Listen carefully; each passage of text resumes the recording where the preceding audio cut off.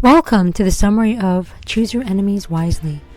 The author talks about how his dad was insulted at the start of this book, and he believes that choosing your enemies wisely influences business success. The author presents an emotional and a logical business plan throughout the book, and these both aspects are crucial for success.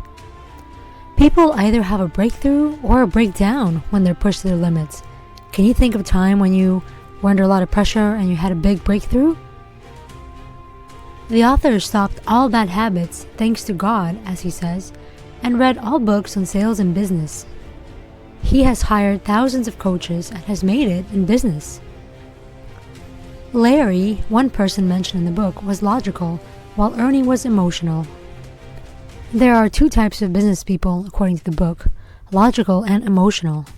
Larry had an immaculate business plan, and Ernie had almost no plan. It was very underdeveloped. A business plan must be both emotional and logical, because you need both of these things to motivate you and to have a solid concrete plan. You must be moved by your plan, emotionally and literally. Businesses that combine logic and emotion tend to be the most powerful ones. The author of this book learned to love data. Emotions tell you why you must do something, and logic asks how. Businesses that build the longest term value have the best plans. The logical side of a business has competition, and the emotional side has enemies. Duration and depth are the two most important aspects of business. And planning is a requirement, it's not just an option. Marriage and business both require magic and planning. 70% of businesses fail in 10 years. Generally, businesses have too much logic and a lack of emotion, and in marriage, there are typically too many emotions and not enough logic. The author believes that choosing the enemy is the first step and the most important one. Wounds and insecurities can become the fuel that drives a person forward. When has one of your insecurities made you want to accomplish something or really given you that power and that passion to go forward in life? People are shaped by their insecurities and demons, and some become victims of this, while others are empowered. So you have two choices. You can become a victim, or you can become a victor of all of your past hurts and insecurities. Some people see their spouses or children as enemies, but this isn't wise. These people didn't pick their enemies wisely, who see things that way. I would also say, don't pick a close friend or somebody in your close circle of friends as your enemy, because that group has cohesion and you don't want to create an enemy inside your group, or else it will weaken it. There are a lot of enemies outside the home, and some spouses can pick in-laws as enemies. Enemies that are outside families and organizations strengthen a team, but an internal enemy tears a family apart, or I would say a group of friends apart, or a group of colleagues. There are 14 types of enemies according to the author. There's also a difference between an enemy and a competitor, so keep that in mind.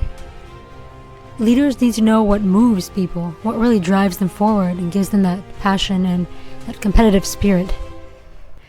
It can be kind of hard to define an enemy in life and business, but you can assess that based on how much emotion that certain person brings out in you. Why do you want to defeat the enemy?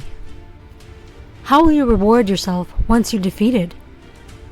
These are the 14 types of enemies. Number 1. A person you despise. Number 2. A relative who is holding you back. Number 3. Someone who is manipulative. Number 4. Those who gossip. Number 5. Someone to prove wrong. Number 6. An ex or a former business partner. Number 7. A doubter of yours. You know, someone who doesn't really believe in you. Number 8. A person who quit on you. How'd that make you feel? There is also something called internal enemies, which are enemies or conflicts within yourself that you're trying to resolve, and they may prevent you from being at your best. The rest of these are internal enemies. Number 9 is a scarcity mindset. Enemy number 10 are your limiting beliefs, or things that you believe are possible for you or that you can even theoretically accomplish in your life. Limiting belief 11 is your ego.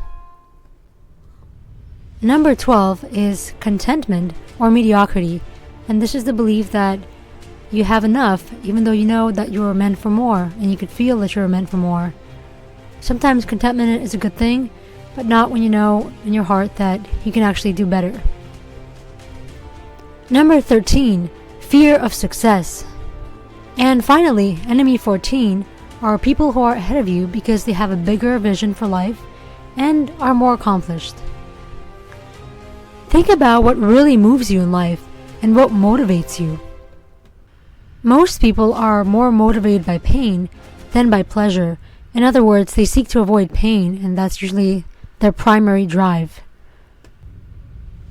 Choose an enemy that strongly motivates you.